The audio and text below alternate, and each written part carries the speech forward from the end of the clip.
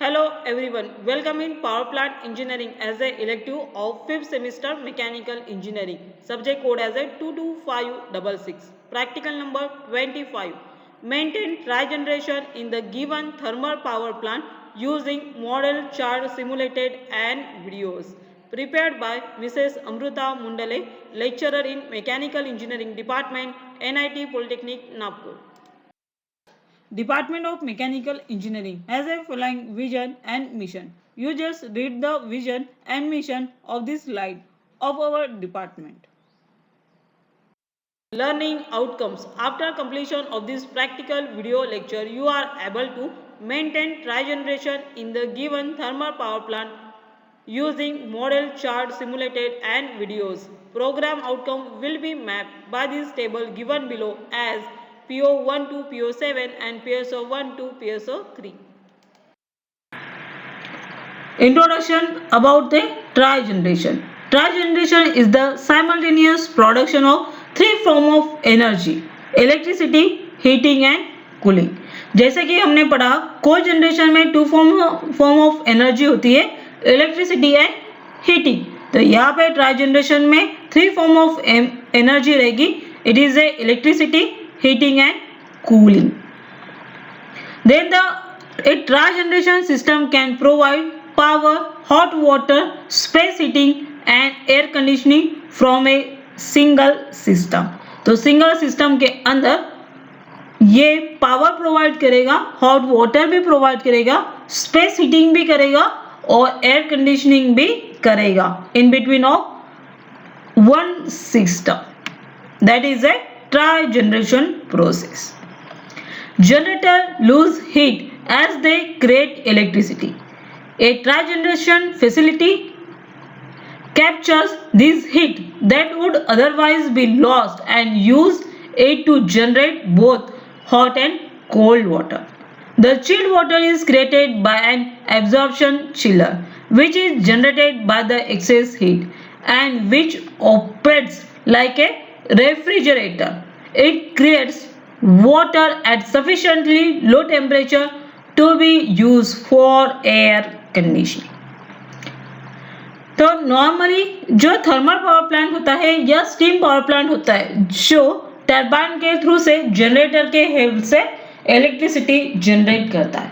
तो हमारे इस ट्राइजनरेशन फैसिलिटी प्रोडक्शन में ऐसा होगा कि इस थर्मल पावर प्लांट के साथ इलेक्ट्रिसिटी तो प्रोड्यूस होगी, साथ में हमें हॉट वाटर यानी हीट एनर्जी मिलेगी और कोल्ड वाटर भी मिलेगा.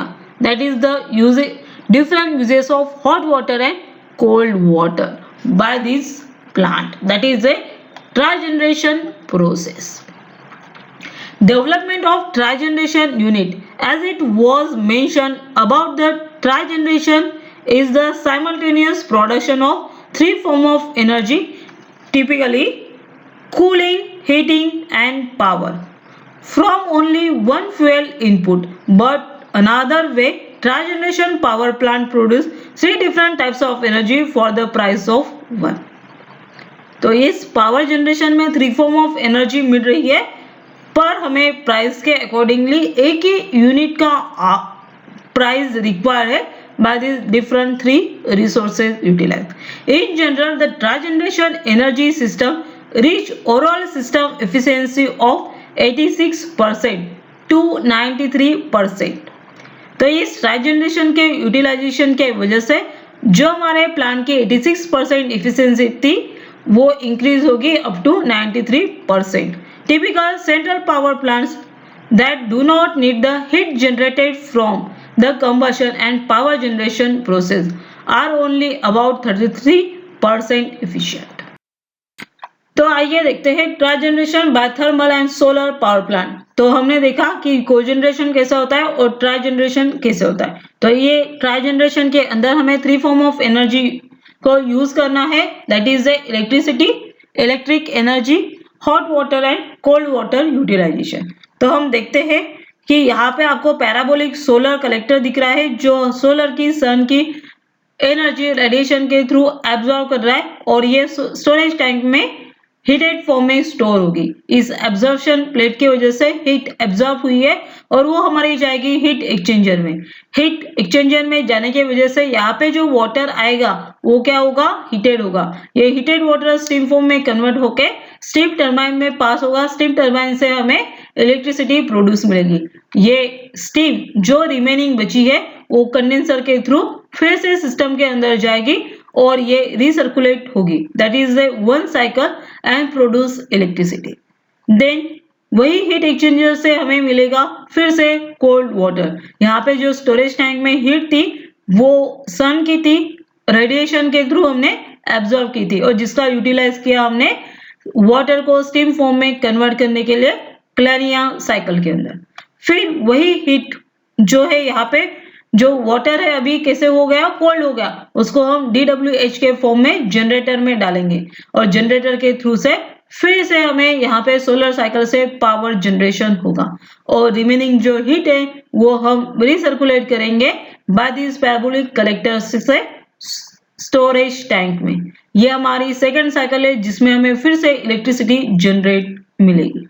तो ये डिफरेंट साइकिल्स है, दो साइकिल हो गई जिससे हमें इलेक्ट्रिसिटी प्रोड्यूस मिलेगी। और थर्ड इज है हमारा यहाँ पे जो जनरेटर से हीट लॉस होगी वो जाएगी हीट एक्सचेंजर में। हीट एक्सचेंजर में जाने की वजह से एब्जॉर्प्शन चिलर की वजह से यहाँ की जो स्टीम फॉर्म था, यहाँ पे जो वाटर कंटेंट्स था स्टीम फॉर्म में, वो कन्वर्ट हो जाएगा एब्जॉर्प्शन चिलर के वजह से कोल्ड में और ये फॉर्म रहेगा हमारा कोल्ड स्टोरेज। साथ में इसी के फॉर्म से हमें एक कंडेंसिंग भी मिलेगा जिसको हम इवेपोरेटर के थ्रू से एब्जॉर्प्शन को फिर से हीटेड कर सकते हैं और यहाँ से जो आउटपुट मिलेगा कंडेंसर से वो रहेगा हमारा कोल्ड वाटर। तो ये दो साइकिल हमें बता रही है कि हमको इलेक्ट्रिसिटी जनरेट करना है बाय दिस अरेंजमेंट। बट यहाँ पे जो नीचे एक्सचेंजर और कंडेंसर है, इन दो प्रोसेस के बीच में जो हीट ट्रांसफर होगा जिससे हमें एब्जॉर्प्शन चिलर में कोल्ड वाटर मिलेगा तो कंडेंसर के इसमें हॉट वाटर मिलेगा। तो ये साइकिल एक दूसरे से कनेक्टेड है और ये three form of try generation process है। यहाँ पे थ्री साइकिल्स को हमने एक ही सिस्टम के अंदर कंबाइन किया है। That is all about the try generation by thermal and solar power plant by using of electricity generation, cold water and hot water generation.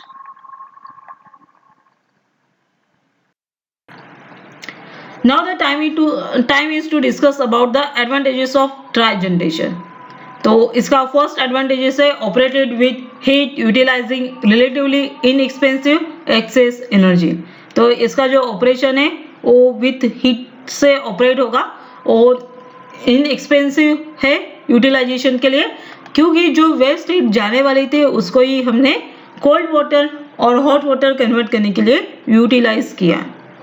Produce electricity can be fed into a public grid or used to cover electricity requirement of the plant.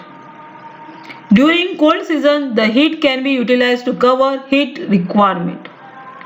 No moving parts in absorption chiller, no wear and therefore low maintenance expenses. तो इस system के लिए सबसे कम expenses required है for the maintenance.